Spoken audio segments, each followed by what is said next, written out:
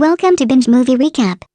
Today I will show you a drama, horror, mystery film from 2021, titled Hypnotic. Spoilers ahead. Subscribe if you'd like to see more videos like this. Watch out and take care. A woman in an office building is trying to reach a detective.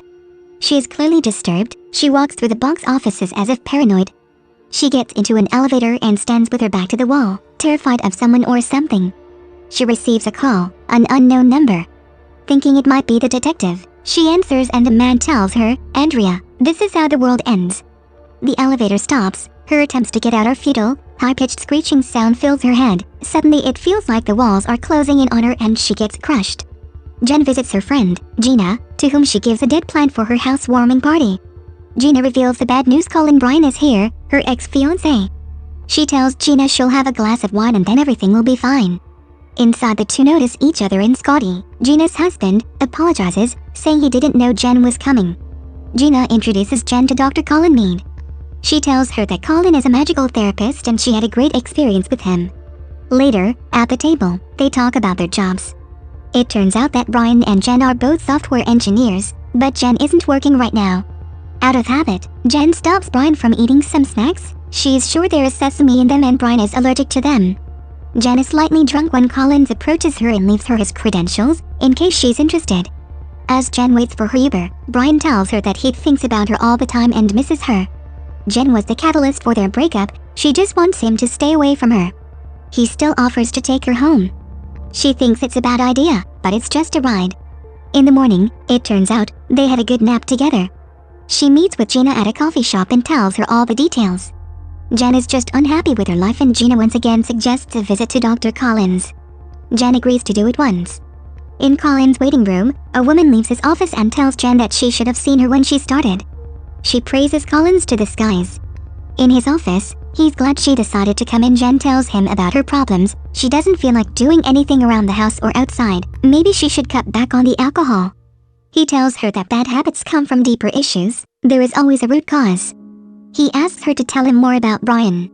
Jen was happy with him, but she had a miscarriage, after which she just could not get her life together and broke off her engagement to Brian.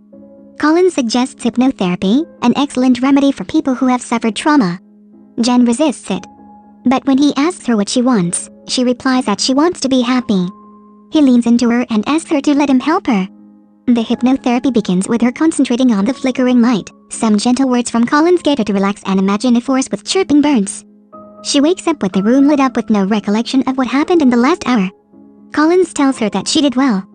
3 months later, Jen has gotten a job at a prestigious firm. She tells Gina that she visits Collins once a week and that she is doing much better. She is happy. Later, she dreams of intimacy with Collins, which causes her to wake up confused. Jen runs into Collins at a mall. He notes that they have not seen each other in weeks and asks her if she's avoiding him. She shrugs it off as being busy. He asks her out for a catch-up coffee. They have a pleasant chit-chat, and Jen tells him what she's been up to lately. She notices that he meets his clients but does not tell much about himself. He opens up about his life, about a woman he loved very much, Amy, and that Jen's habits are similar to hers. Collins advises Jen to invite Brian to her house to talk about everything. It would be a big step in her life. In the parking lot, she receives a message from Brian that he will be at her place for dinner. She gets a call from unknown number. After picking up, it's like she's not herself. She snaps out of it at her house. At her table having a meal, she hears noises coming from the bathroom. It's Brian choking. She injects him with a stimulant and calls the ambulance. They go to the hospital and the doctors say that he will be alright. Gina comforts her, saying it's not her fault. Jen just feels uneasy because she doesn't remember anything.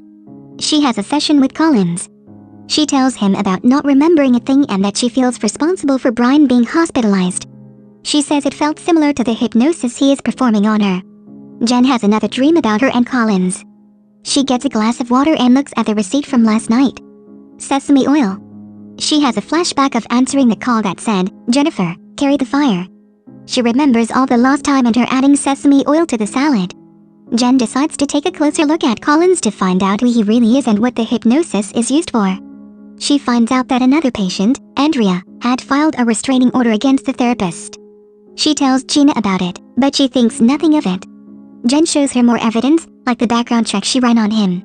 There is nothing on the man. It's like he was a ghost until 6 months ago.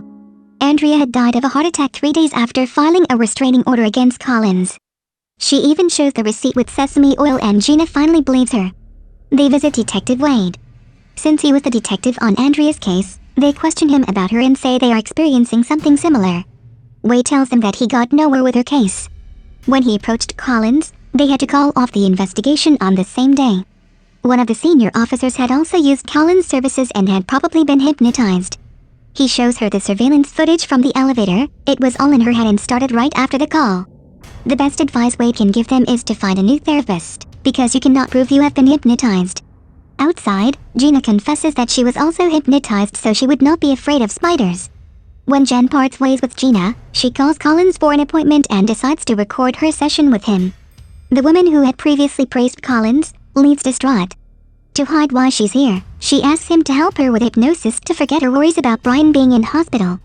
Collins agrees, but suspects something is wrong. Meanwhile, Detective Wade is restless. He decides to go through all the hypnosis evidence they have at the precinct and notices a similarity. All the women look alike. After her session, Jen listens to the recording. Collins immediately found out that he was being recorded and also found out everything she and Gina knew about him. What seems odd is that he ends up calling her my love. Jen is distressed and calls Gina, who is in the car with her husband, expecting an urgent call from someone else. Jen urges her to turn back home, but the signal is cut off. Gina gets another call. She answers and it's Collins.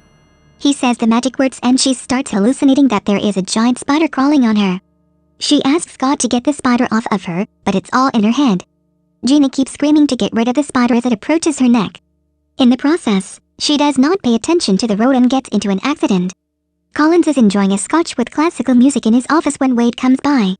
He tells Collins that Gina and her husband died in a car accident. Collins acts surprised.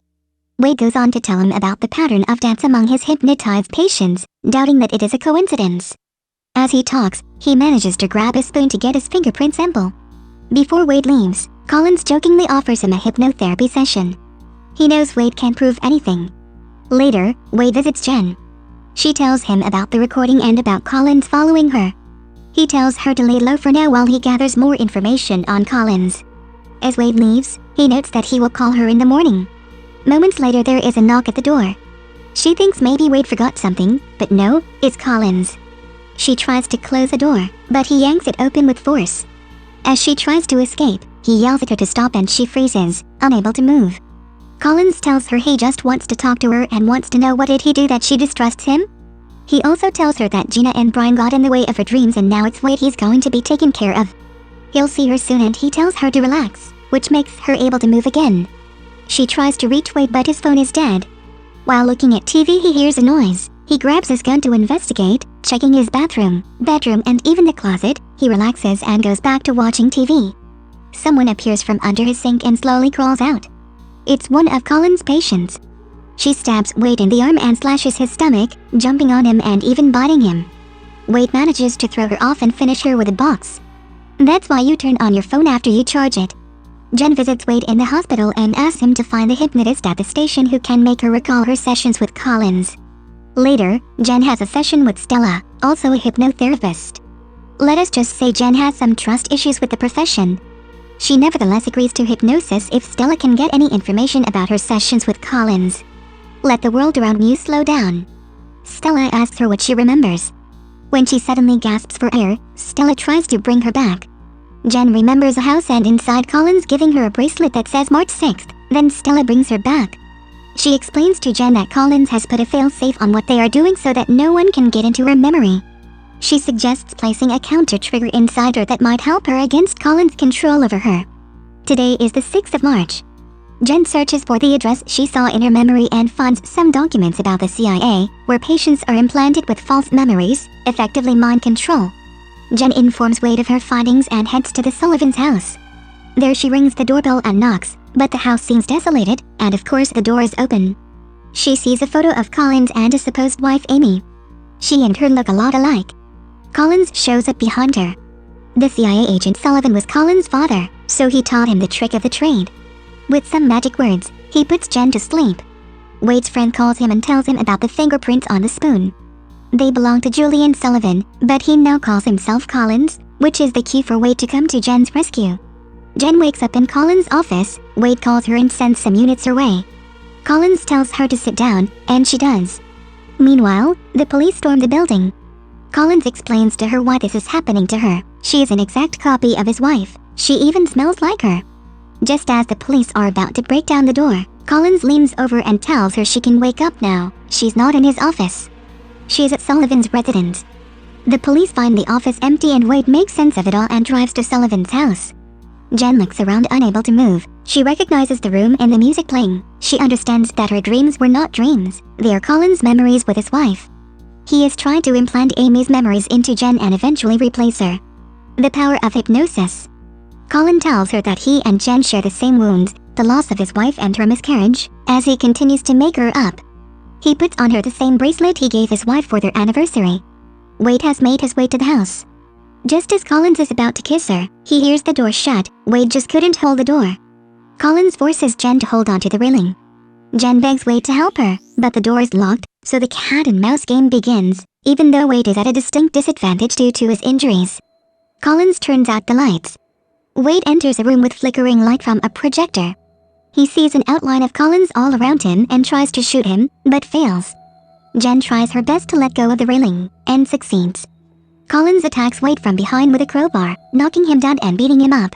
When Jen comes into the picture as a rescuer, Collins tells her to sleep. Jen falls to the ground, but still barely conscious. She crawls for the gun, takes aim, and manages to get off one shot. A little later, Wade wakes her up and says Collins is gone and she's a good shot. Wade covers her with a blanket and hugs her. She'll be fine. I promise, my love. A flashback to Stella, putting a counter trigger on the phrase, my love.